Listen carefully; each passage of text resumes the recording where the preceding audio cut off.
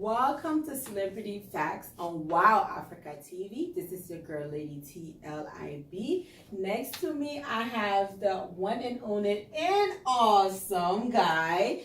His name is Christian, and he's the CEO of Titambe Dance Company. So welcome. How are you doing? I'm doing all right. Thank you for inviting me. Ah, you're welcome. I'm sorry.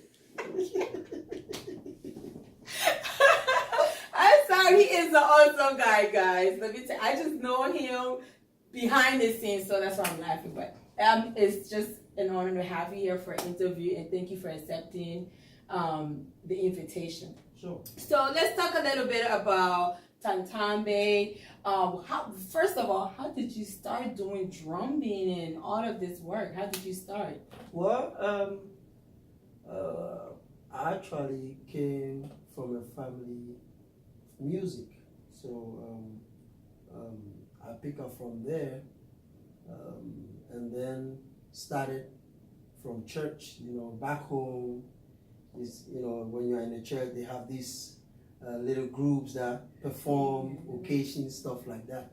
So yeah, I started there, and then I see that that's the passion that I have. So I kind of get more interested in knowing much about our culture. So, oh, okay. Yeah, that's how I started joining those little groups out there, and then, So how did your family feel about you doing drumming? Were they supportive about your decision? How did they actually accept, like you went to mommy and daddy and say, hey, this is what I want to do? Yeah. What was their reaction? Well, the first time they actually know that I love music, so they can see that already the path I'm taking. But to take it as a job and say, okay, well, this is what I want to do, that one they didn't take it well, because they're like, okay, we'll go to school. Yeah. And then they send you to school to learn and be what they want you to be. Yeah. But then I'm like, no, you can't tell me what to be. I need to do what I wanted to do. So, back and forth. And they throw me out of the city way back in like 4 hours away to go to college because of that. But still, when I went to college, I was still doing it. I was part of what we call a dance drama group, and then as time goes on, I became the what we call the choreographer of the dance drama. We do all stuff, so they couldn't stop me. Yeah, that was their accordion, pretty much. That's what it's. Wow. Nothing can stop that. So before you came to the U.S., what were some of the projects you did back home? Well, yeah. Before I came to U.S., I joined a dance company called Omega 7. By then, they were supposed to come to U.S., but I was in school, so my parents deprived me of going. And then, as time goes on, I joined another company called Higher Dance Ensemble in Ghana, where we have all these professional dancers from the National Dance Company resigned and kind of formed their own group. So it was kind of like the national group of Ghana. So that's how I started, having students from all over the world come down to W.E.B. Du Bois Center in Ghana. So we teach them, let them know about the culture and stuff. And that's how I started. And then we start traveling around and got a chance to Denmark, actually. Yeah, I went to Europe, Denmark. So I was in Denmark doing the same thing I was doing. And then got a contract to come to US. So let's talk about the Titambe company. How did it start, and how what is going on in Titambe? I want to know more about it. Well, Titambe West African Dance Ensemble starts in Denmark, actually. Mm-hmm. Originated from Denmark. Oh, wow. Everything. When I was there, that's why I started Titambe. Mm-hmm. That's a symbol. So, and then when I came to US, I have some people still in Denmark doing their own stuff, which is part of Titambe group. But since I'm not there, they still do their own stuff. And I came here to revive Titambe. Okay. 2003 in the US, Minnesota, precisely. Oh, wow. So, who can be part of the Titambe ensemble, like the age group, and where? Let's start from the age group of performers. Performers. Well, Titambe actually welcomes every age group because Titambe is open to every age group. But when it comes to performing wise, we start from at least 13 above. So I can join in? Yeah. But I don't have no dancing skills. No, you can join because once you have the love for it, that's why we rehearse.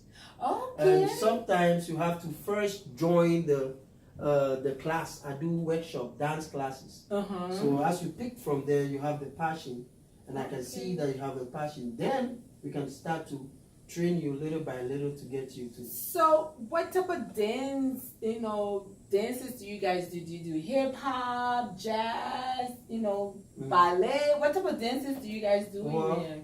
We actually specialize in West African traditional dance. Yeah. So it's all tradition. But sometimes people can request certain dances that we choreograph for them. Wow. So yeah, we diverse in different angles. If you want hip hop, but then we're gonna use our own style because hip hop originated from Africa. Yeah. So we use those stuff to create your dance for you. Oh wow. So where are some places have you guys performed? Oh wow. We do a lot of large scale performance, schools, birthday parties, weddings a lot, and then festivals. Festival. Any festivities that you think is gonna be, fun for people. And yeah, those are places that we like to. All right, so let's talk a little bit about this beautiful instrument right here. What is the name of this instrument? Oh, okay. Because if you ask me, I'll just say. As you can see, this is really decorated with the symbols that we have, the Sankofa or Dinkra symbols from Ghana. This drum actually is called Balongo drum. Balongo originated from Ghana. The top skin is made out of a deer skin. That's what we use. We use a deer skin for this drum. And the Ghana people, they use this particular drum. Like how we have the Native Americans. Yes. The same way we have the Ghana people as the native of Ghana. Okay. So they use this dance to do a lot of their celebrational programs. All right. Yeah. So, yeah. Now I see there. I don't know if you guys can see there is a symbol on here. Does that mean anything, or does it represent anything? Yes, we have. As you can see, we have different symbols. For instance, this one, see these symbols. That's 2 crocodiles. Oh. 2 heads of crocodiles combined together. So they have 2 heads. Where it is. They have 2 heads, but they eat, and both of them eat from different ways. But it goes down to the same stomach. You understand? Yeah. So that means it's telling you about unity is strength. Yeah. Okay. Oh, that's awesome. So yeah, we like to use some of the symbols just to, So, from what I know, or at least heard of, is depending on the part of the drum, there's different sounds that come out of it. Yeah. So, do you want to demonstrate a little bit of where do you hit and what's the different sounds come from, and how do you do that? You're the expert. Yeah. So the first thing you have to learn about percussion or African drumming is learning the techniques in drumming. Okay. And we have 4 ways to drum. All right. The first one is slap. Which slap, more like slapping somebody. All right. I think that's my part. yeah, slap. The same way you slap your drum. And the second one is tone. Tone. And then the third one is bass. Okay. And then the fourth one is rolling. Rolling. So slap, your tone, fingers have to be widely opened. Okay. And then the middle part of your fingers, you place it right at the edge. Okay. So that is where oh wow. the slap comes. And tone is the same procedure, but then you have to close and then. Oh, I can tell the difference. And then the base is close and then curvy. So the middle is the where you get the base. And see, okay. so you gotta be not too curvy, but just a little bit. A little bit. Okay. And then place it right there. And then what we call the rolling is the rotation of your hands. We have the slow one that can be. That is what the tone rolling. The tone rolling. And then the slap, the bass, and then the fast one. See that? yeah. That's my favorite. So those are the techniques, and then if you combine them, then you have.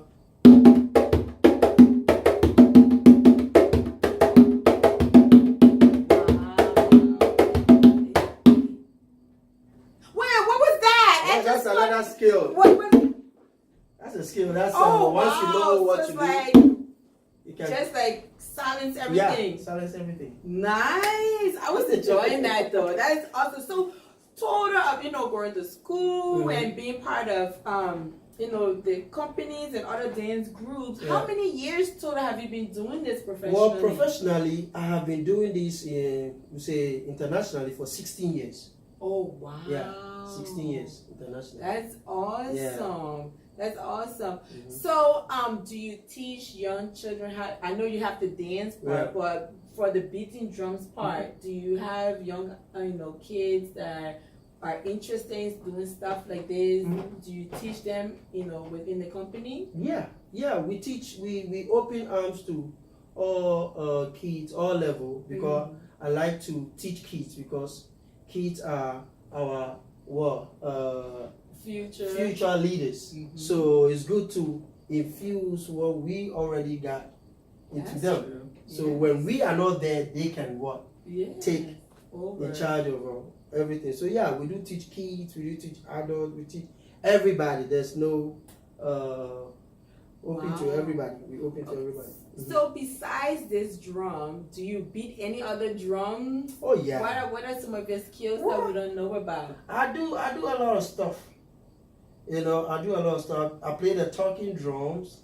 Which one is a talking drum? The talking drum in English they say talking drum. But in where I'm from we call it dono. The northern people, the Muslims. Is it bigger than this one? No, it's just long like that and with strings. And then they have a side open with letters. Oh, I think I know it. And then I have a hook, like a stick, like a hook. I used to play. So when you place it in your armpit, that's where you get the sound. Yeah. Oh wow, that's a talking drum. Yeah, so we call it dono, but the Nigerians call it kalangu. Kalangu. The northern people call it kalangu. So talking drum. Like, is there like different sounds you put on there that speak language to somebody, what is the name talking drum come from? Because if they say talking means it talks, so you can call someone on it. You can you can call someone's name on it, and those days that we don't have a telephone and cell phones, when someone wanna send a message to the nearest village, they use the talking drum. They have one that armpit, they have one that are twins, 2 heads. Yeah. That you play on it. Okay, I've seen those. So those are the instruments that they use, and then apart from that, we can also say talking drum, the bell. The the two heads. Okay. Where the person. Those are also stuff we can also call talking drum, because those are stuff they use back then to send messages when there is emergency. Mm-hmm. Yeah. What's the name of the little drum that they put? Not the talking one, but they have a little one, almost like this, but it's just tiny that you can just see the person beating like. Oh, those are they're very slim. Yes, they're just tiny and they just hold it in. Well, because those, every African country or continent have different type of instruments. Like that little drum in my tribe, the Ewe tribe, we have some too. Okay. That we call a kadum. A kadum. So when you play sound kede, the sound is very sharp. So it depends where you see those drums. Okay. Yeah. Mm-hmm. All right. So let's talk about the future. What would be, you have kids under your belt that you're training and stuff like that, and it's a really good program. So what would be some of the advice would you give, kids are coming up that want to be like Christian? Well, the only thing I always tell every student that I teach, especially the kids, is you gotta be focused and be determined, and also know your craft. Yeah. If you want to be a drummer, you always gotta take it serious and learn your craft properly. And then also, for you to get that into that position, you have to first respect your parents, because they are the ones gonna open the door for you. So if your parents said you can't go, you cannot go back. Exactly. If you're doing exactly what you need to do, especially your books, you get your grades up, and all you need, believe me, your parents will tell you, okay, that's another extra curriculum that you can add to what you already got, and then you can lure into the professional youngness. Yeah. That's awesome. So how can people reach you if they want you guys to do some program for them? How can they get in touch with you? What are some of your social handles? Okay, like we are on Facebook, and then we also on YouTube also. If you Google Titambe West African Dance. Well, how do you spell your Titambe? So it's Titambe. Titambe.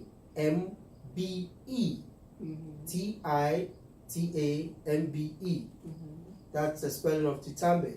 So once you spell or you put that into any search engine, it should pull us out, and then contact us. And also you can get in contact with us with www.titambewestafricandance.com.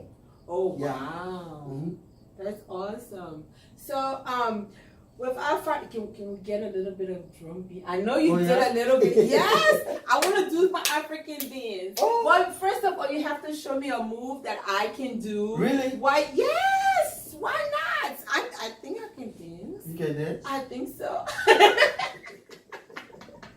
I know, well, you're African lady, so why not? African women always got a move. Well, okay, so here it is, right? I'm the best dancer in my mind. Okay. And I'm very great at sitting and dancing. I don't know about standing. So you have to teach me a move sitting. So I can show my skills. Okay, well, the move that you got, I think it will be easier for you to do is the shook move. Hey! So that's my now I know you get your back into it. Hey! Right? That one you can take that.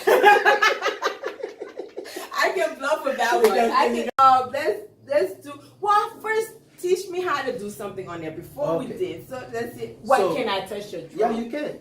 You can for now. You can because I'm allowing you to touch it, so you can. Oh, okay. All right.